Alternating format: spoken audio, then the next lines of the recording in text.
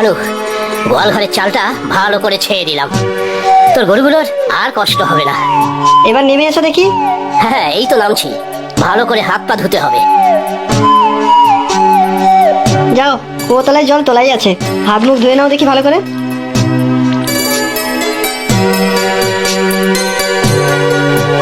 যা উপকার করলে বিনয়দা তুমি। দেখ কি যে বলিস, একসাথে এক গ্রামে থাকি, বিপদে পাশে এসে দাঁড়াবো না তা কি হয় নাকি? এবার গরুগুলো রোদ জল বৃষ্টি থেকে বাঁচবে।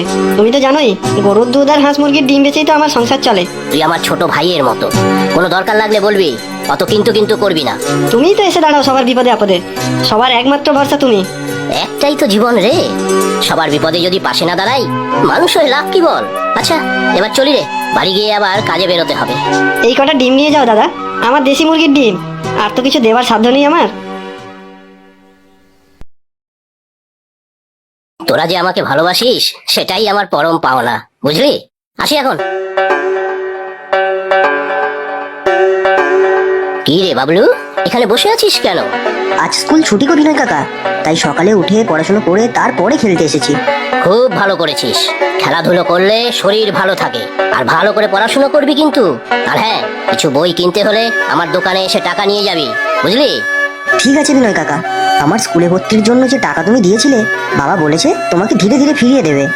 তোকে এসব নিয়ে ভাবতে হবে না, স্কুলে যাবি ঠিক করে। স্কুলে না গিয়ে সারাদিন শুধু মাঠে ঘাটে খেলে বেড়ালে চলবে কেন?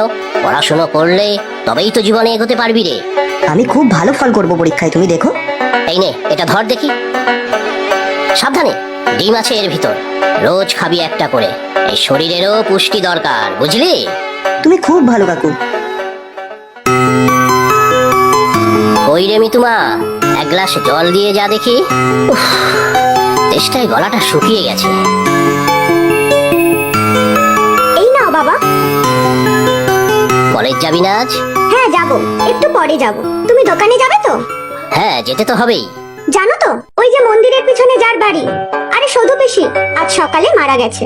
ওদের পাড়ার কটা ছেলে তোমাকে খুঁজতে এসেছিল। সে কি, কখন হলো এসব? বয়স তো বেশি হয়েছিল না। রাত থাকতে বুকে ব্যথা হচ্ছিল, একটা অ্যাম্বুলেন্স পাওয়া গেলে হয়তো শহরের হাসপাতালে নিয়ে যেতে পারলে বেঁচে যেত। কি থেকে যে কি হয়ে গেল। আমি দোকান থেকে আসার পথে একবার হয়ে আসবো না হয়। সবাইকে উপকার করে ঘরে ফেরার সময় হলো তোমার? মা, বাবাকে একদম বকবে না। এই গ্রামে সবাই বাবাকে কত ভালোবাসে বলো তো।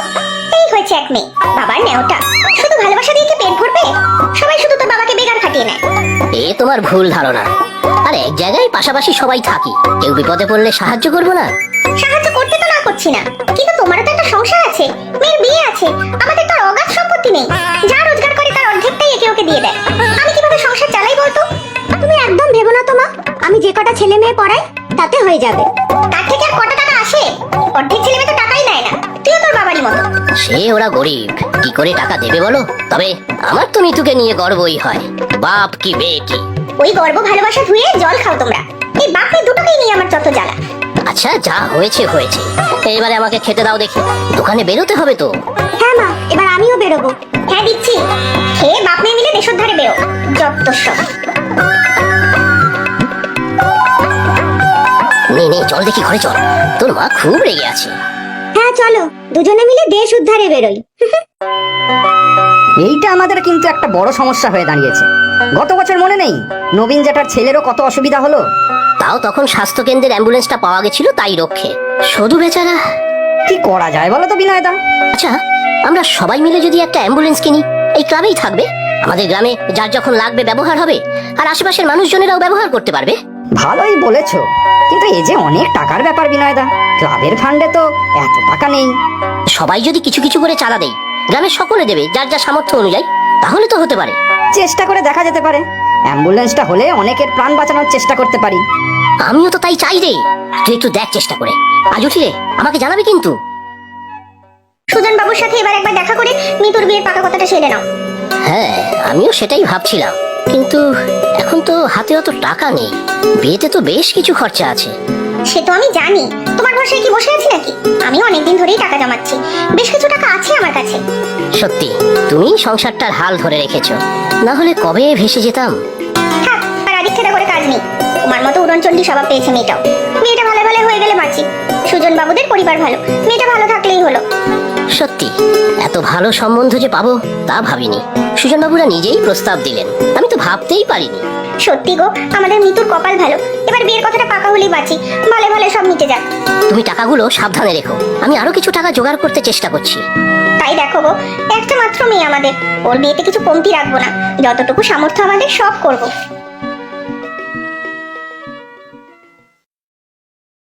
হ্যাঁ রে অমল, বল। একটা খবর আছে বিনয়দা। আবার কারো কিছু হলো নাকি? না গো, গ্রামের সবাই ভালোই আছে। একটা অ্যাম্বুলেন্সের জন্য কথা বলে এলাম, এত কমে পরে আর পাওয়া যাবে না। গ্রামে টাকাও উঠেছে কিছু। এ তো ভালো কথা, কিন্তু তোকে এত চিন্তিত লাগছে কেন বলতো? গ্রামে যা চাঁদা উঠেছে তারপরেও বেশ কিছু টাকা কম পড়ছে। ক্লাবে যতটুকু ফান্ড ছিল তাও দিয়েছি, তবুও প্রায় 50,000 টাকা কম পড়ছে। 50,000? হ্যাঁ গো দাদা, 50,000। এইটুকু টাকা তুমি একটু জোগাড় করার চেষ্টা করো না, তাহলে গ্রামের জন্য একটা অ্যাম্বুলেন্স হয়, সবার কত উপকার হবে। আমি এত টাকা কোথায় পাবো রে? আমার এই সামান্য মুদির দোকান, আমার ক্ষমতা সামান্য। গ্রামের মানুষও যা পারে দিয়েছে, এর বেশি দেওয়ার সামর্থ্য ওদের নেই, তবে পারলে তুমিই পারবে।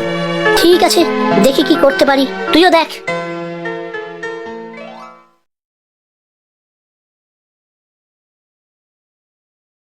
ও বাবা, তোমার এত দেরি হলো? কখন থেকে তোমার জন্য বসে আছি।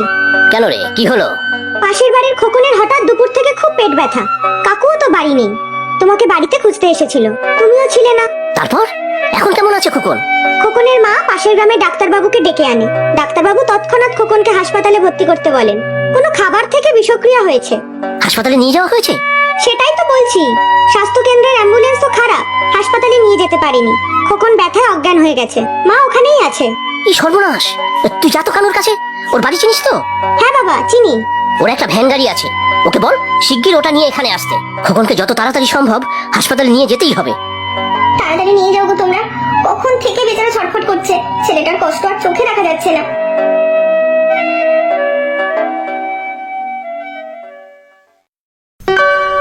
এসব তুমি কি বলছো? তুমি ছেলের বাড়িতে ফোন করে বিয়ে পিছিয়ে দিয়েছো? হ্যাঁ করেছি, যা করেছি ঠিক করেছি। এখন বিয়ে দেওয়া সম্ভব নয়। এরকম কেন বলছো তুমি? তুমি কি টাকার কথা চিন্তা করছো? আমি তো বললাম আমার কাছে কিছু টাকা আছে। না, নেই, সেই টাকা আমি খরচ করে ফেলেছি। কি বলছো তুমি? তোমার মাথা ঠিক আছে তো? তিল তিল করে কষ্ট করে জমানো টাকা তুমি খরচ করে ফেলেছো? কোথায় খরচা করেছো?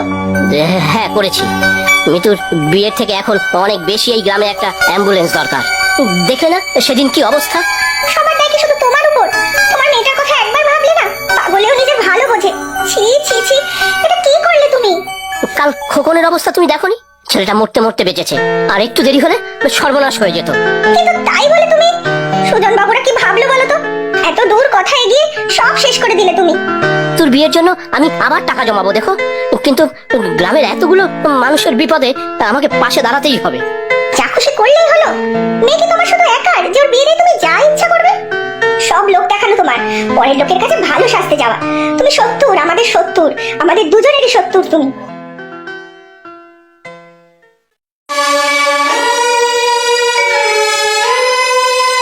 ও বাবা, তুমি এরকম মন খারাপ করে বসে আছো কেন গো? বাবা হয়ে তোর বিয়েটা পিছিয়ে দিলাম, এটা কি ঠিক হলো? ওনারা হয়তো বিয়েটা ভেঙেই দেবে। একদম ঠিক করেছো বাবা, এতগুলো মানুষের একটা উপকার হলো। আর রাত বিরেতে অসুস্থ হলে হাসপাতাল যাবার সমস্যা নেই, আশেপাশের গ্রামের মানুষরাও সুবিধা পাবে। সব তো তোমার জন্যই হলো। তুই রাগ করিসনি তো মা? রাগ করবো কি গো, আমার তো গর্বে বুক ভরে যাচ্ছে। সুজন বাবু, আপনি বসুন বসুন বসুন। শুধু তোমার নয় গো মা, আমারও যে বেআই মশাইয়ের জন্য ভারী গর্ব হচ্ছে। কি বলছেন এসব? কাল তো ফোনে যা বললেন, শুনে তো আমি কিছুই বুঝতে পারিনি, পরে গ্রামের লোকের কাছে জানলাম সব। সত্যি আজকের দিনে আপনার মতো মানুষ হয় না। আপনার মেয়েকে পুত্রবধূ হিসাবে পাবো, এ তো আমার পরম প্রাপ্তি। কত জনমের পুণ্যের ফল কে জানে। এই নিন বেয়ান, আজই পাকা কথা হয়ে গেল। এবারে আপনারা সুবিধা মতো বিয়ের যে দিনক্ষণ ঠিক করবেন, সেই দিনই মিতুমাকে ঘরে তুলব। কি মা, যাবে তো আমাদের বাড়ি?